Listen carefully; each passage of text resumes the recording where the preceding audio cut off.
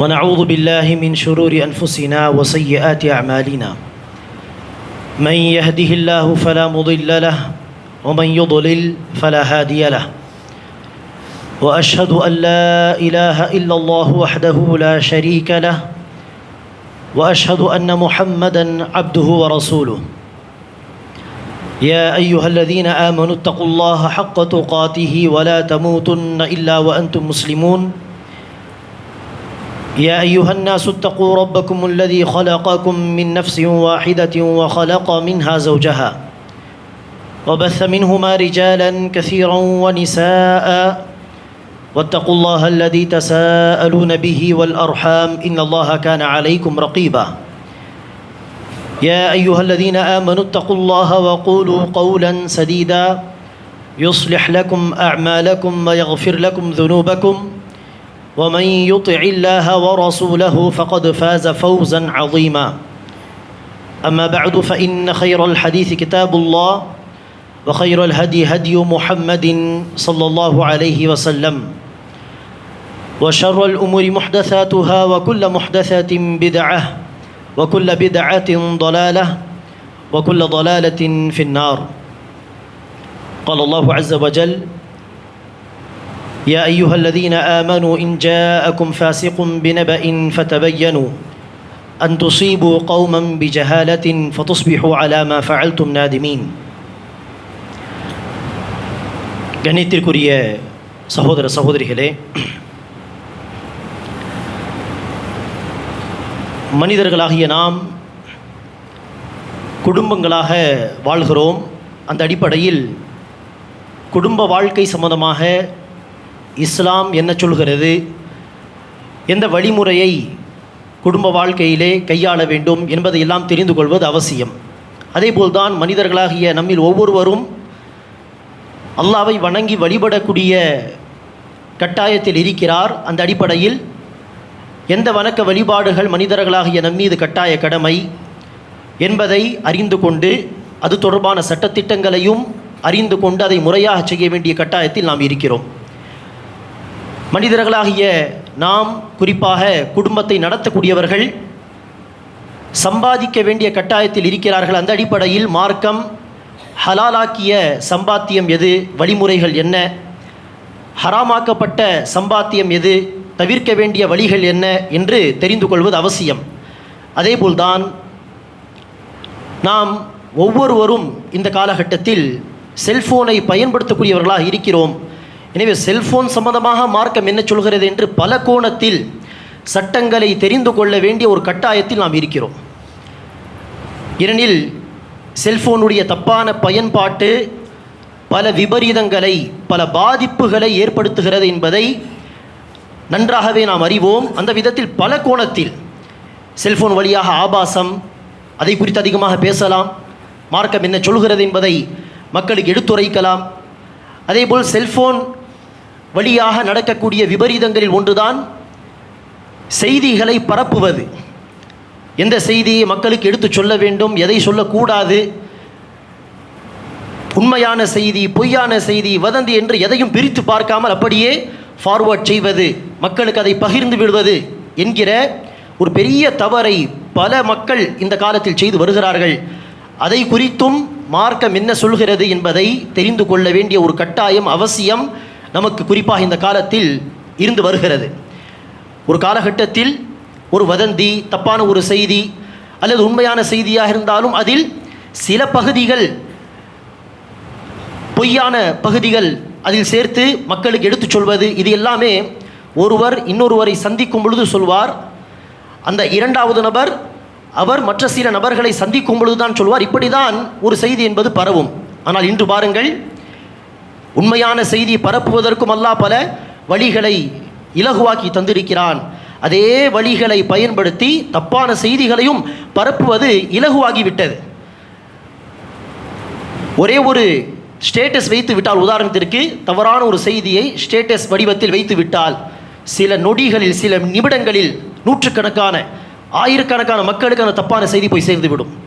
ஃபேஸ்புக்கில் ஒரு போஸ்ட் என்று போட்டு விட்டால், உதாரணத்திற்கு இந்த காலத்தில் இருக்கக்கூடிய இந்த சோஷியல் மீடியாவை பயன்படுத்தி அல்லது இந்த ஊடகங்கள் நியூஸ் இதை பயன்படுத்தி ஒரு தப்பான செய்தியை போட்டுவிட்டால் நிமிடங்களில் ஆயிரக்கணக்கான லட்சக்கணக்கான மக்களுக்கு அந்த பொய்யான செய்தி வதந்தி போய் சேருவதை இந்த காலத்தில் நாம் பார்க்கிறோம். அந்த விதத்தில் அன்பானவர்களே, இந்த விஷயத்தில் ஒரு முஸ்லிம் எப்படி நடந்து கொள்ள வேண்டும் என்பதை இந்த ஜும்மா உரையில் நான் எடுத்துரைக்க விரும்புகிறேன்.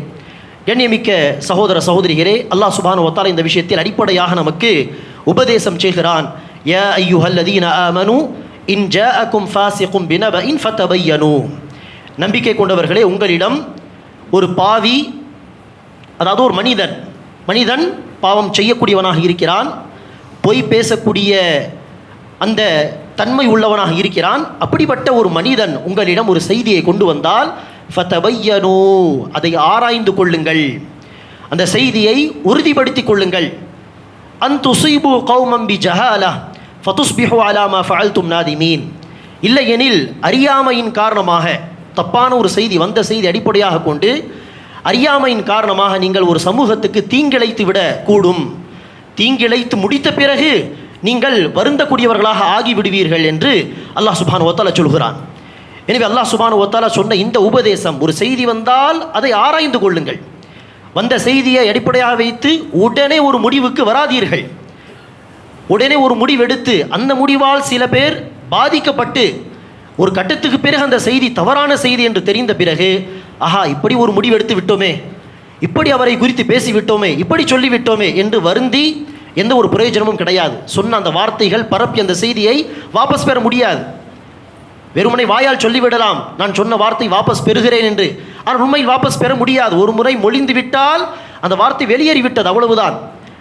எனவே பேசுவதற்கு முன்னால் எச்சரிக்கையாக இருக்க வேண்டும். எனவே ஒரு செய்தியை பரப்புவதற்கு முன்பாக அதை குறித்து ஆராய்ந்து கொள்ள வேண்டும், விசாரிக்க வேண்டும் என்று இந்த வசனம் நமக்கு சொல்கிறது. சில வார்த்தைகள் அன்பானவர்களே நாம் சொர்க்கத்தில் நுழைவதற்கு காரணமாக இருக்கிறது. நாம் சொல்லக்கூடிய கலிமா அஷ்ஹது அல்லா இலாஹ இல்லல்லாஹ் வ அஷ்ஹது அன்ன முஹம்மது ரசூலுல்லாஹ், நம்முடைய திக்ர் அஸ்கார்கள், நன்மையை ஏவும் பொழுது நாம் சொல்லக்கூடிய வார்த்தைகள், தீமையை விட்டு மக்களை தடுக்கும் பொழுது இணை வைக்காதீர்கள், அல்லாஹ்வை மட்டுமே வணங்குங்கள் என்கிற இந்த வார்த்தைகள், இது சொர்க்கத்திற்கு நுழைய ஒரு வாய்ப்பாக வழியாக இருக்கிறது என்று சொன்னால், அதே நாவிலிருந்து வரக்கூடிய சில வார்த்தைகள் நரகத்தில் தள்ளிவிடுவதற்கு ஒரு வழியாக ஆகிவிடும். நபி ஸல்லல்லாஹு அலைஹி வஸல்லம் சொன்னார்கள், ஹல் யகுப்புன் நாஸ் அலா வுஜூஹிஹிம் அவ் அலா மனாஹிரிஹிம் இல்லா ஹஸாயிது அல்சினதிஹிம். மக்களை முகங்குப்பர நரகத்தில் தூக்கி வீசுவதெல்லாம் அவர்கள் தன்னுடைய நாவால் அறுவடை செய்யக்கூடிய விஷயங்கள் தான், அவர்கள் பேசக்கூடிய அந்த வார்த்தைகள் தான் பெரும்பாலும் நரகத்தில் அவர்களை அனுப்பிவிடுகிறது என்று நபி ஸல்லல்லாஹு அலைஹி வஸல்லம் அவர்கள் சொல்கிறார்கள். சஹீஹ் புகாரியுடைய ஒரு நீண்ட அறிவிப்பிலே ரசூல் அவர்கள் தன்னுடைய ஒரு கனவை அறிவிப்பார்கள். அந்த கனவில் அல்லாஹ் சுப்ஹானஹு வ தஆலா ரசூலுக்கு நரகத்தில் பல காட்சிகளை காட்டுவான். பலவிதமான வேதனைகள் மக்களுக்கு வழங்கப்படும். அந்த காட்சிகளை எல்லாம் ரசூல் பார்க்கும் பொழுது இவர்கள் யார் என்று சொல்ல மலக்கு சொல்வார், செல்லுங்கள் செல்லுங்கள். அடுத்த ஒரு காட்சியை பார்த்து ரசூல் அவர்கள், இவர்கள் யார், எதற்காக இவர்கள் இப்படி வேதனை செய்யப்படுகிறார்கள் என்று சொல்ல, செல்லுங்கள் செல்லுங்கள் என்று பல காட்சிகள் ரசூலுக்கு காட்டப்படும். இறுதியாக அந்த மலக்கு என்ன செய்வார் ரசூலுக்கு, இந்த காட்சியை பார்த்தீர்களே அது இந்த பாவம் செய்தவர்கள், அடுத்து அந்த காட்சி பார்த்தீர்களே அவர்கள் இந்த பாவத்தை செய்தவர்கள் என்று அந்த மலக்கு அவர்களுக்கு ரசூலுக்கு எடுத்துரைப்பார். அதில் ஒரு சாரார் யார் என்று சொன்னால், அந்த மலக்கு சொல்வார், சிலருடைய கண் மூக்கு துவாரம் பிடரி வரை கிழிக்கப்பட்டதாக நீங்கள் பார்த்தீர்களே நபி, அவர்கள் யார் என்று சொன்னால் அவர்கள் வீட்டை விட்டு வெளியேறுவார்கள், பொய்யான ஒரு பேச்சை பேசிவிடுவார்கள், அந்த பொய்யான பேச்சு உலகம் முழுவதும் பரவிவிடும். தப்லுகுல் ஆஃபாக், உலகம் முழுவதும் அந்த பொய்யான பேச்சு, அந்த வதந்தி, பொய்யான அந்த செய்தி பரவி விடுகிறது. அத்தகைய மக்களுக்கு தான் இந்த வேதனை வழங்கப்படும் என்று அந்த மலக்கு ரசூலுக்கு அறிவிப்பார். எனவே அன்பானவர்களே, நாம் தவறான செய்தியை சொல்லிவிட்டு அந்த தவறான செய்தி மக்களில் பரவிவிட்டால் அது பலவிதமான பாதிப்புகளை ஏற்படுத்தும் என்பதை நாம் கவனத்தில் கொள்ள வேண்டும். ஒரு செய்தியை மக்களுக்கு பகிர்வதற்கு முன்னால் இந்த விஷயங்களை எல்லாம் சிந்தித்து பார்க்க வேண்டும். சில வதந்திகள் எப்படிப்பட்டது என்று சொன்னால், அந்த வதந்தியால் சில மக்களுடைய மானம் மரியாதை பாதிப்படைகின்றன. சிலருடைய மானம் மரியாதை பாதிப்படையும் சில வதந்திகளால். அதற்கு உதாரணம் என்ன, ரசூலுடைய வாழ்க்கையில் ஆயிஷா ரலியல்லாஹு அன்ஹா சம்பந்தப்பட்ட விஷயம். முனாஃபிகீன்கள் சில பேர், அப்துல்லா பின் உபை பின் சலூல், அவனை பின்பற்றிய சில முனாஃபிகீன்கள் ஒரு அவதூறை பரப்பினார்கள். என்ன சொன்னார்கள், சஃபான் பின் முஅத்தல் என்கிற நபித்தோழர் சஹாபிக்கும் ஆயிஷா ரலியல்லாஹு அன்ஹாவுக்கும் தவறான தொடர்புகள் இருக்கிறது என்று அவர்கள் பரப்பியது அவதூறு வேண்டுமென்றே. ஆனால் அந்த அவதூறை சில மக்கள் நினைச்சார்கள். முனாஃபிகீன்கள், மற்ற முனாஃபிகீன்கள் சஹாபா பெருமக்களில் ஒரு 3-4 பேர், அவர்கள் தெரியாமல் அந்த செய்தியை மக்களுக்கு எடுத்துச் சொல்வதிலே கலந்து கொண்டார்கள். அவர்களும் என்ன செய்தார்கள்? ஆயிஷா ரலியல்லாஹு அன்ஹா அவர்களை குறித்தும் சஃப்வான் பின் முஅத்தல் குறித்தும் அந்த தவறான செய்தியை மக்களுக்கு எடுத்துரைக்க ஆரம்பித்து விட்டார்கள். பிறகு அல்லாஹ் சுப்ஹானஹு வ தஆலா ஒரு காலத்திற்கு பிறகு, சில நாட்களுக்கு பிறகு, ஆயிஷா அவர்கள் எந்த ஒரு தவறையும் செய்யவில்லை, அவர்கள் பரிசுத்தமானவர்கள், இது எல்லாமே முனாஃபிகீன்கள் பரப்பிய அவதூறு என்று நூர் அத்தியாயத்தின் ஆரம்ப பல வசனங்களை அல்லாஹ் சுப்ஹானஹு வ தஆலா இறக்கி வைத்து ஆயிஷா ரலியல்லாஹு அன்ஹா அவர்களை பரிசுத்தப்படுத்தினான். அதேபோல் அவதூறு சொன்னால், அவதூறை பரப்பினால் என்ன தண்டனை என்பது, கசையடி அடிக்கப்பட வேண்டும், அந்த சட்டங்களை எல்லாம் அல்லாஹ் சுப்ஹானஹு வ தஆலா சொன்னான். அந்த வசனங்கள் இறங்கிய பிறகு ரசூல் அவர்கள் என்ன செய்தார்கள்? அந்த அவதூறை பரப்பிய முனாஃபிகீன்களை விட்டுவிட்டார்கள், கண்டுகொள்ளவில்லை. அவர்கள் செய்யக்கூடிய தவறுகள், நயவஞ்சகத்தனம், குஃபுர் அனைத்துக்கும் மறுமை வாழ்க்கையில் சென்று பெரிய தண்டனையை அனுபவித்துக் கொள்ளட்டும் என்று ரசூல் அவர்கள் முனாஃபிகீன்களை கண்டுகொள்ளவில்லை, விட்டுவிட்டார்கள். ஆம், சஹாபா பெருமக்களில் யார் அந்த வதந்தியை அல்லது அந்த அவதூறை பரப்புவதிலே கலந்து கொண்டார்களோ அவர்களை இந்த உலக வாழ்க்கையிலே சுத்தப்படுத்தி விடலாம், அல்லாஹ் அவர்களை மன்னித்து விடட்டும் என்கிற காரணத்தினால் அந்த சஹாபாக்கு மாத்திரம் ரசூல் அவர்கள் அந்த 80 கசையடி என்கிற தண்டனை விதித்தார். ஹஸ்ஸான் பின் சாபித் ரலியல்லாஹு அன்ஹு என்கிற ஒரு சஹாபி, அதேபோல் ஹம்னா பின் ஜஹஷ் என்கிற ஒரு சஹாபிய பெண்மணி, முஸாப் பின் உமைருடைய மனைவி, அதேபோல இன்னொரு சஹாபி மிஸ்தஹ் பின் அசாசா, இந்த 3 சஹாபாவுக்கு மாத்திரம் ரசூல் அவர்கள் 80 கசையடி என்கிற தண்டனை விதித்தார்கள். இந்த உலகத்தில் அவர்களை சுத்தப்படுத்தி விடலாம், அல்லாஹ் அவர்களை மன்னித்து விடட்டும், நாளை மறுமையினார் அல்லாஹ்விற்கு முன்னால் நிப்பாட்டப்பட வேண்டாம் என்று. எனவே அன்பானவர்களே, அந்த வசனங்களை அல்லாஹ் சுப்ஹானஹு வ தஆலா இறக்கிய பொழுது அதில் முஃமினீன்களை பார்த்து அல்லாஹ் கேட்கிறான், வலௌலா இத் சமிஅ்துமூஹு ظن المؤمنون والمؤمنات بأنفسهم خيرا وقالوا هذا إفك مبين. இந்த அவதூறை, இந்த செய்தியை நீங்கள் கேட்ட பொழுது, உங்களுடைய செவி புலன்களால் அதை கேட்ட பொழுது, இறை விசுவாசிகள் ஒருவரை குறித்து ஒருவர் இது ஒரு அவதூறு, பகிரங்கமான ஒரு பொய் என்று சொல்லி சக முஃமினீன்களை குறித்து நன்மையை ஏன் நீங்கள் எண்ணவில்லை, யோசிக்கவில்லை என்று அல்லாஹ் சுப்ஹானஹு வ தஆலா கேள்வி கேட்கிறான்.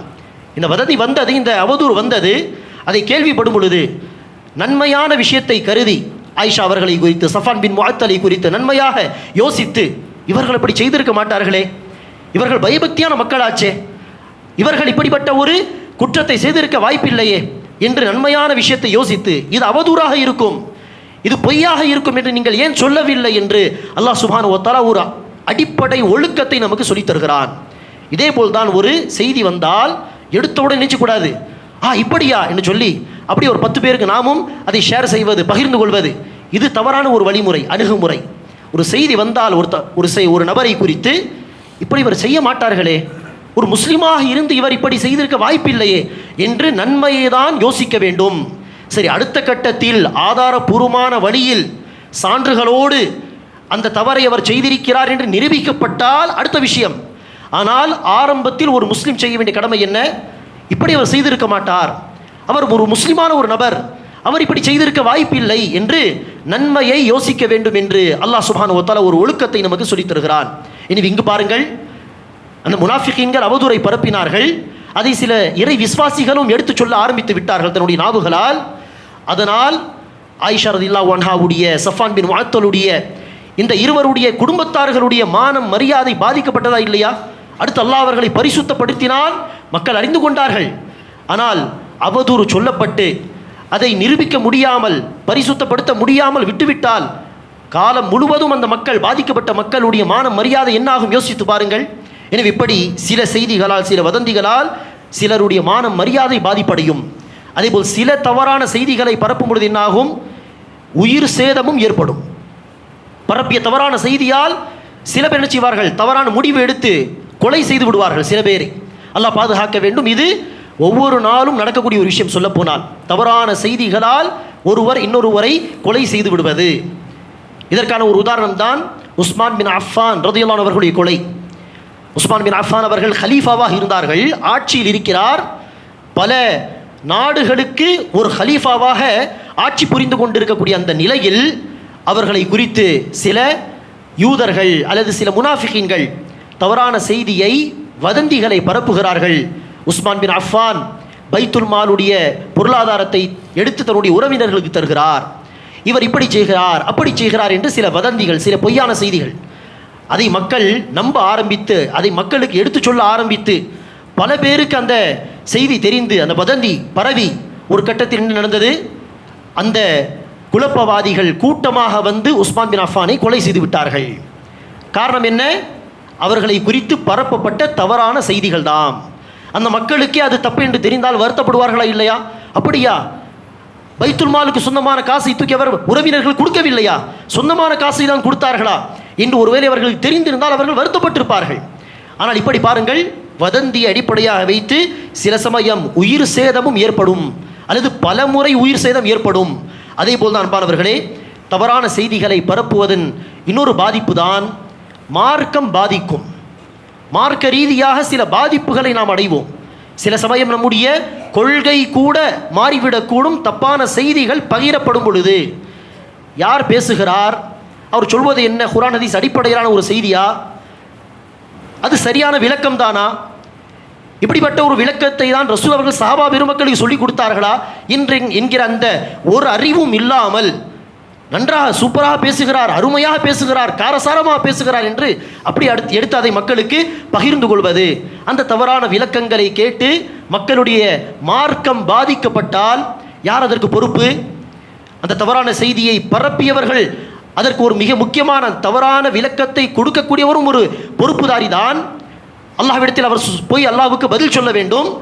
அந்த தவறான விளக்கங்களை அது சரிதானா தவறா என்றெல்லாம் விசாரிக்காமல், படிக்காமல், அந்த அறிவு இல்லாமல் அதை மக்களுக்கு பகிர்ந்து விடக்கூடியவர்களும் மிகப்பெரிய குழப்பவாதிகள் தான். இதை தான் ரசூல் அவர்கள் சொன்னார்கள், எவர் ஒருவர் கேட்கக்கூடிய செய்தியெல்லாம் பிறருக்கு எடுத்து சொல்லிவிடுகிறார்களோ அவர்களும் 2 பொய்யர்களில் ஒருவர். அந்த பொய்யை ஆரம்பித்து வைத்தவர், முதலில் யார் அந்த பொய்யை சொல்லியிருப்பாரோ அவர் ஒரு பொய்யர்.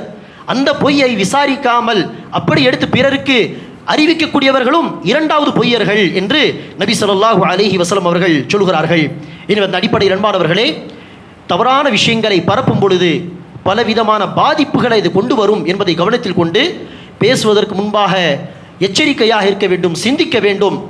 இது உண்மையான செய்தியா, பொய்யானதா, மார்க்கம் தொடர்பான விஷயமா இருந்தால் இது கரெக்டான விளக்கம் தானா அல்லது தவறான விளக்கங்களா, தவறான கொள்கை இவர் பேசுகிறாரா என்பதையெல்லாம் நாம் சிந்தித்து பார்க்க வேண்டும்.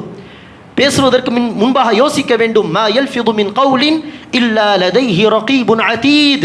ஒரு மனிதன் எந்த வார்த்தையை மொழிந்தாலும் அதை அல்லாஹ் சுப்ஹானஹு வ தஆலா எழுதுகிறான், பதிவு செய்கிறான். அல்லாஹ் அவரை கண்காணித்துக் கொண்டிருக்கிறான். எனவே அந்த வார்த்தைக்காக நாளை மறுமை நாளிலே விசாரணை உண்டு. ஏதோ பேசிவிட்டோம், யாரும் அதை கண்டுகொள்ள மாட்டார்கள், அப்படி அல்ல. அல்லாஹ் கண்காணித்து கொண்டுதான் இருக்கிறான். ஒவ்வொரு வார்த்தையும் பதிவேட்டிலே எழுதப்படுகிறது. ஒவ்வொரு வார்த்தைக்கும் நாளை மறுமை நாளில் அல்லாஹ்விடத்திலே பதில் சொல்ல வேண்டி இருக்கிறது, தவறான வார்த்தையாக இருந்தால். எனவே இந்த வசனத்தை நாம் கவனத்தில் கொள்ள வேண்டும். எனக்கு அதெல்லாம் தெரியாது, என்னால் அந்த செய்திகளை தவறான செய்தியா உண்மையான செய்தியா அல்லது மார்க்கம் தொடர்பான விஷயமாக இருந்தால் சரியான விளக்கமா தவறான விளக்கமா என்று எனக்கு பிரித்து பார்க்கும் அளவிற்கு அறிவு இல்லை என்று சொன்னால், அப்படிப்பட்ட நீங்கள் நினைச்சக்கூடாது சோஷியல் மீடியாவில், ஃபேஸ்புக், வாட்ஸ்அப் போன்ற விஷயங்களிலே செய்திகளை பகிர்ந்து கொள்ளவே கூடாது. முழுமையாக தவிர்த்து கொள்ள வேண்டும். செய்திகளை பிரித்து பார்க்கக்கூடிய தன்மை, சக்தி, அந்த அறிவு, அந்த நாலேஜ் உங்களுக்கு இல்லை என்று சொன்னால் எதற்காக ஸ்டேட்டஸ் போடுகிறீர்கள்? எதற்காக மக்களுக்கு அந்த மெசேஜஸை ஃபார்வர்ட் செய்கிறீர்கள்? எதற்காக ஃபேஸ்புக்கில் அந்த செய்திகளை பகிர்ந்து கொள்கிறீர்கள்? அதை செய்யாமல் இருப்பதில் தான் நமக்கு நன்மை. இதை தான் ரசூல் அவர்கள் நமக்கு வலியுறுத்துகிறார்கள். எவர் அல்லாஹ்வையும் மறுமை நாளையும் நம்பிக்கை கொள்கிறாரோ அவர் நன்மையான வார்த்தையை பேசினால் நன்மையான வார்த்தை பேசட்டும், அல்லது பேசாமல் மௌனமாக இருக்கட்டும். எனக்கு செய்திகளை பிரித்து பார்க்கும் அளவிற்கு அறிவு இல்லை, அந்த நாலேஜ் எனக்கு இல்லை, நான் ஒரு பாமர மனிதன் என்று சொன்னால் இந்த வாட்ஸ்அப், ஃபேஸ்புக் போன்ற விஷயங்களில் செய்திகளை பகிர்ந்து கொள்வதை நிப்பாட்டி விடுங்கள்.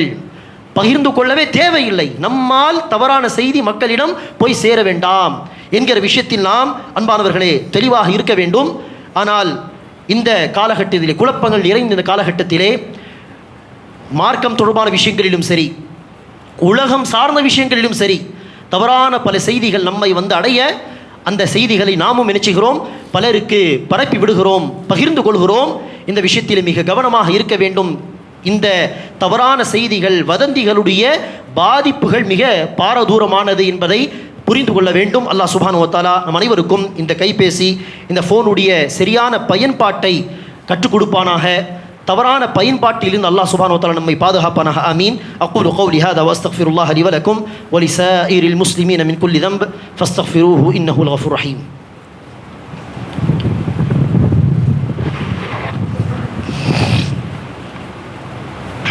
அல்ஹம்துலில்லாஹி ரப்பில் ஆலமீன் வஸ்ஸலாத்து வஸ்ஸலாமு அலா ரசூலிஹில் கரீம். அம்மா பஅத். கண்ணியமிக்க சகோதர சகோதரிகளே, இந்த நாட்களிலே, சமீப நாட்களிலே ஒரு அறிஞர் ஒரு ஃபத்வா தருகிறார், ஒரு மார்க்க சட்டத்தை சொல்கிறார். இந்த தேர்தல் தொடர்பாக வைத்துக் கொள்ளுங்கள். அதில் ஒரு சட்டத்தை அவர் சொல்கிறார். ஆனால் அதை மக்கள் நினைச்சுகிறார்கள், முன்னே பின்ன என்ன சொன்னார்கள் அதெல்லாம் வெட்டி எடுத்து நடுவிலிருந்து ஒரு வார்த்தை தூக்கி நினைச்சுகிறார்கள். எலெக்ஷன் ஓட் போடுவதற்காக வேண்டி ஜும்மா தொழுகை போனாலும் தவறில்லை என்று மொட்டையாக நினைச்சுகிறார்கள். அந்த அறிஞர் சொன்ன ஒரு ஃபத்வாவை, அந்த கான்டெக்ஸ்ட், முன்ன பின்ன என்ன சொன்னார்கள் எல்லாம் வெட்டி எடுத்து ஜும்மா தொழுகை மிஸ் ஆனாலும் பரவாயில்லை, ஓட் போடுங்கள் என்று இதே வார்த்தைகளை அந்த அறிஞர் சொன்னதாக நினைச்சுகிறார்கள். சில பேர் பரப்புகிறார்கள். ஒரு மார்க்க அறிஞர், அவருடைய மானம் மரியாதை என்று இருக்கிறது. ஒரு பாமர மனிதர், சாதாரண மனிதராக இருந்தாலே அவருடைய மானம் மரியாதை என்பது அல்லாஹ்விடத்திலே கஅபத்துல்லாஹ்வுடைய புனிதத்தை விட மிக பெரியது என்று ரசூல் அவர்கள் ஹதீஸிலே சொல்கிறார். அப்படி இருக்க ஒரு மார்க்க அறிஞர், குறிப்பாக குர்ஆன் ஹதீஸ் அடிப்படையில் மக்களுக்கு மார்க்க விளக்கங்களை சொல்லக்கூடிய ஒரு ஆலிம் என்று சொன்னால் அவருடைய மானம் மரியாதை பாதுகாப்பது நம்முடைய பொறுப்பா இல்லையா? ஆனால் புதிய ஃபத்வா என்று சொல்வது, அந்த அறிஞருடைய பெயரை சொல்லி கேலி செய்வது, நவுதுபில்லா, இது எல்லாம் அன்பானவர்களே மிக பாரதூரமான விஷயங்கள். இதற்கு அல்லாஹ்விடத்திலே நாளை மறுமையினால் விசாரணை உண்டு. ஒருவருடைய மானம் மரியாதை விஷயத்திலே விளையாடினோம் என்று சொன்னால் நாளை மறுமையினாலில் நம்முடைய நன்மைகளை தூக்கி அல்லாஹ் சுப்ஹானஹு வ தஆலா அவர்களுக்கு வழங்குவான், அவர்களுடைய தீமையை தூக்கி அல்லாஹ் நம்முடைய தலையில் வைத்து விடுவான் என்பதை நாம் சிந்தித்து பார்க்க வேண்டும், பயப்பட வேண்டும். அதே போல் தான் அன்பானவர்களே, சமீபத்திலே அந்த பிறை விஷயத்தில், ரமதான் வந்தது, ரமதான் போய்விட்டது, பெருநாள் கொண்டாடிவிட்டும் இன்னும் அந்த பிறை விஷயத்தை குறித்து மக்கள் பேசுவதை நிப்பாட்டவில்லை, தொடர்ந்து பேசிக்கொண்டு தான் இருக்கிறார்கள். அந்த விஷயத்திலும் பாருங்கள், நபிகள் நாயகமுடைய காலத்தில், சஹாபா பெருமக்களுடைய காலத்தில் என்ன வழிமுறையை அவர்கள் கடைபிடித்தார்கள் பிறை விஷயத்திலே. யாராவது யார் பிறையை பார்த்தாலும் தலைவர் என்று யார் இருப்பார்களோ, யாருடைய அறிவிப்பை மக்கள் ஏற்று நடக்கிறார்களோ அவரிடத்தில் தானே வந்து அவர்கள் சொல்வார்கள், நான் பிறை பார்த்தேன், நான் சாட்சி சொல்கிறேன் என்று சொன்னால் அந்த சாட்சியை ஏற்ற பிறகு அவர் தான் நினைச்சுவார், மக்களுக்கு அறிவிப்பார், நோன்பை விட்டுவிடுங்கள், அல்லது ரமலானுடைய ஆரம்பமாக இருந்தால் நாளை நோன்பு வையுங்கள், அல்லது செய்தி தாமதமாக வந்து ரசூலுக்கு சேரும் பொழுது ஒரு நோன்பு கதா செய்யுங்கள். இது எல்லாமே ஒரு தலைவராக ரசூல் தான் அறிவிப்பார்கள். ரசூலுக்கு அடுத்து சஹாபா பெருமக்களுடைய காலகட்டம், தாபீன், தபு தாபீனுடைய காலகட்டம் என்று எடுத்து பார்த்தாலும் யார் பிறை பார்த்தாலும் அதிகாரத்தில் உள்ளவர்களுக்கு அந்த செய்தியை சொல்ல அவர்கள் தான் மக்களுக்கு எடுத்து சொல்வார்கள். ஆனால் இந்த வழிமுறை, குறிப்பாக தமிழ்நாட்டு மக்கள் எதற்காக இந்த விஷயத்திலே ஒரு பொடுபோக்குத்தனத்தோடு செயல்படுகிறார்கள் தெரியவில்லை.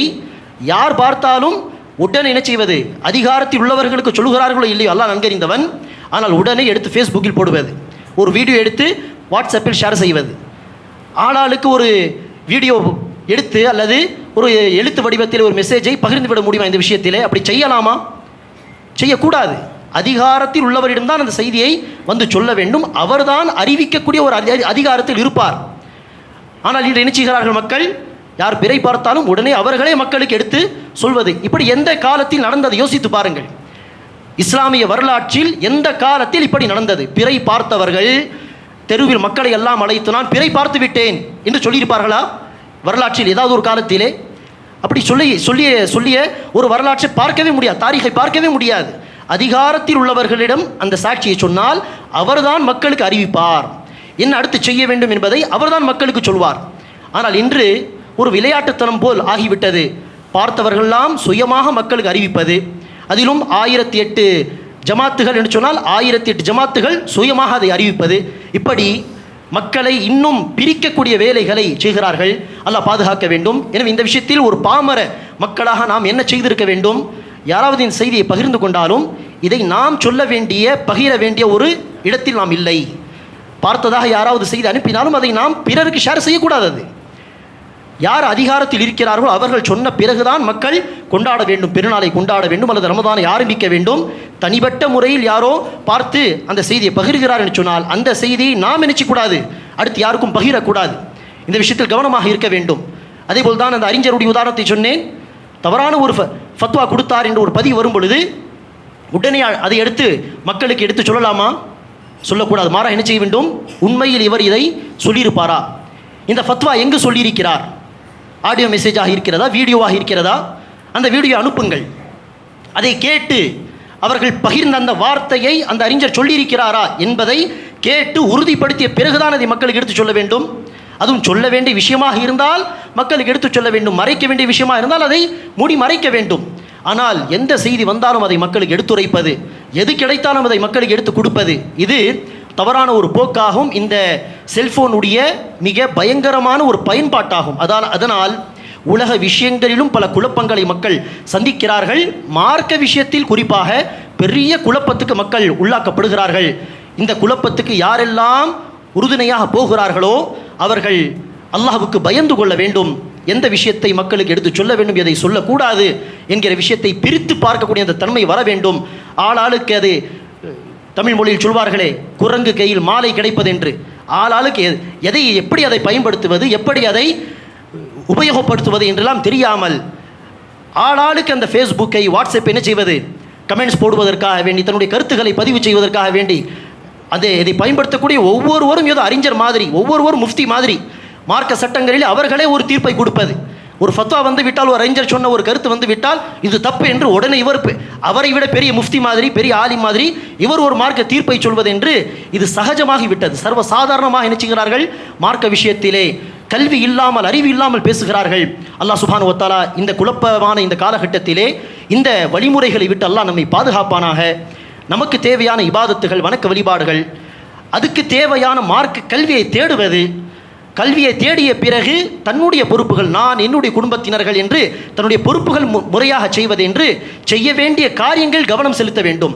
தன்னுடைய நேரங்களை, தன்னுடைய மார்க்க விஷயங்களை எல்லாம் இந்த ஃபேஸ்புக், வாட்ஸ்அப் போன்ற விஷயங்களிலே வீணாக்கக்கூடாது. நேரத்தை வீணாக்கக்கூடாது, பிறருடைய நேரங்களையும் வீணாக்கக்கூடாது. மிக முக்கியமாக தானும் குழப்பத்தில் விழுந்து பிறரையும் குழப்பத்தில் போடக்கூடாது. என்னுடைய கடமைகள் என்ன என்பதை உணர்ந்து நான் அதை செய்ய வேண்டும், அதில் நான் கவனம் செலுத்த வேண்டும். மிக முக்கியமாக மார்க்க கல்வியை முதலாவதாக முறையாக தேட வேண்டும்.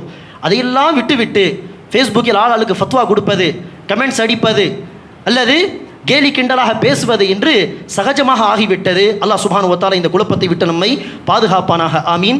ரப்பனா ظلمنا أنفسنا وإن لم تغفر لنا وترحمنا لنكونن من الخاسرين. اللهم آت أنفسنا تقواها وزكها أنت خير من زكاها أنت وليها ومولاها. اللهم أعز الإسلام والمسلمين وانصر الإسلام والمسلمين واخذل الكفرة والمشركين. اللهم اغفر لنا وللمؤمنين والمؤمنات والمسلمين والمسلمات وألف بين قلوبهم وأصلح ذات بينهم وانصرهم على عدوك وعدوهم. اللهم لعن الكفرة الذين يصدون عن سبيلك ويكذبون رسلك ويقاتلون أولياءك. اللهم خالف بين كلمتهم وزلزل أقدامهم وشتت شملهم وفرق جمعهم وأنزل بهم بأسك الذي لا ترده عن القوم المجرمين.